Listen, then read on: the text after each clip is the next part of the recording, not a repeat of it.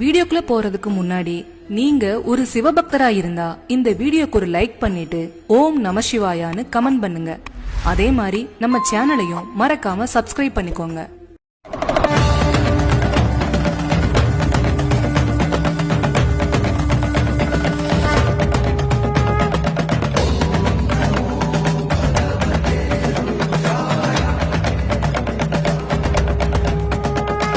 வாழ்க்கையில் ஒரு முறையாவது கேட்க வேண்டிய சிவபெருமானின் சிவபுராணம். கண்களை மூடிக்கொள்ளுங்கள். மனதை ஒருநிலைப்படுத்தி இந்த பதிவை கேட்க ஆரம்பியுங்கள். ஓம் நம சிவாய. அவன் அருளாலே அவன் தாழ் வணங்கி, அதாவது இறைவனை வணங்கவும் அவனோட அருள் வேண்டும். அது மாதிரி இந்த சிவபுராணத்தை கேட்கவும் சிவபெருமானோட அருள் வேண்டும். அப்படி இல்லாம உங்களால கேட்க முடியாது. இந்த பதிவை முழுசும் பாக்குற எல்லாருக்கும் அந்த பரமசிவனோட அருள் கண்டிப்பா கிடைக்கும். ஒரு சமயம் பிரளயம் வந்து உலகம் முழுசும் அழிஞ்சு எங்க பார்த்தாலும் வெள்ளக்காடா இருந்திருக்கு. உலகத்துல இருக்கிற எல்லா உயிர்களையும் படைக்கிற சிருஷ்டிகர்த்தாவான பிரம்மதேவன் ஆழ்ந்த தூக்கத்துல இருந்து கண் விழிச்சு எழறாரு. முதல்ல அவருக்கு தான் யாரு, எங்க இருக்கோம், இதுக்கு முன்ன என்ன செஞ்சுட்டு இருந்தோம்னு எதுவுமே புரியல. ஆனா கொஞ்ச நேரத்திலேயே பழைய நினைவுகள் எல்லாம் அவருக்கு திரும்ப ஆரம்பிக்குது.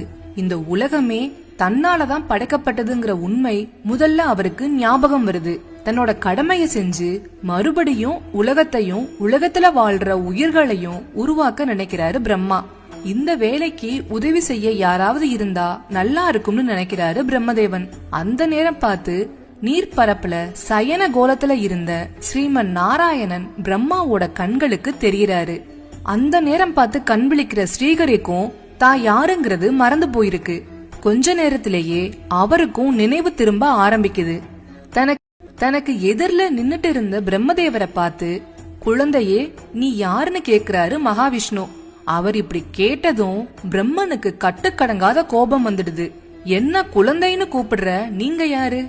நான் யாருன்னு தெரியாம பேசுற உனக்கு சரியான பாடம் புகற்றனா இல்லையான்னு பாரு. நான் தான் படைப்பு கடவுளான பிரம்மா. உன்னை படைச்சதும் நான் தான்னு ஆணவத்தோடையும் கோபத்தோடையும் பேசுறாரு. இதுக்குள்ள மகாவிஷ்ணுவுக்கு எல்லா நினைவுகளும் திரும்பிடுது. அவர் பிரம்மா கிட்ட, நீங்க தான் பிரம்மாங்கிறது எனக்கு தெரியும். என்னோட நாபிக் கமலத்துல இருந்து எழுந்த தாமரையில உதித்தவர் தான் நீங்க. அதனால உங்களை என்னோட குழந்தைன்னு நான் சொல்றது சரிதான்னு கொஞ்சம் கூட கோபப்படாம கனிவாவே பேசுறாரு. பிரம்மதேவனோ அதை ஏத்துக்காம திருமாலோட வாக்குவாதத்துல ஈடுபடுறாரு. ரெண்டு பேருக்கும் இடையில கடுமையான வாக்குவாதம் நடந்துட்டு இருந்த சமயம் அவங்களுக்கு எதிரில பிரம்மாண்டமான ஒளி வீசும் லிங்க வடிவம் ஒண்ணு தோன்றுது.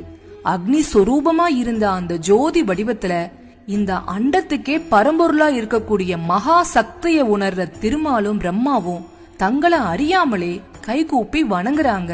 அவங்க ரெண்டு பேரையும் விட அதிக சக்தி படைச்ச மிக பெரிய சக்தி தான் நம்ம முன்ன தோன்றிருக்குங்கிறத அவங்க உணர்ந்துடுறாங்க.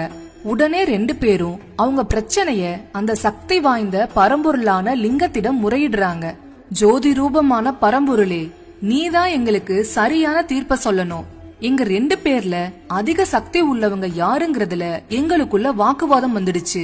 நீதான் எங்களுக்கு சரியான தீர்ப்ப சொல்லணும்னு அந்த ஜோதிலிங்கத்துக்கிட்ட வேண்டுகோள் வைக்கிறாங்க.